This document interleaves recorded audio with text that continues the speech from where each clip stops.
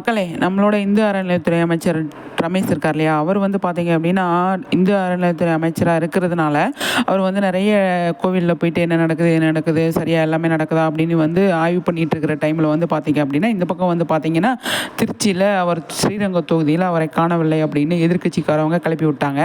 அதுக்கு சரியான பதிலடியா சூப்பரா வந்து அவர் ஆதாரத்தோட வந்து பதில் குடுத்துருக்கிறாரு. என்னோட தொகுதியில இந்த 1 மாசத்துல நான் என்னென்ன பண்ணியிருக்கேன் அப்படிங்கிறத அப்படியே சூப்பரா வந்து சொல்லியிருந்தாரு. எனக்கு ரொம்ப பிடிச்சிருந்தது. இப்படி தான் இருக்கணும்.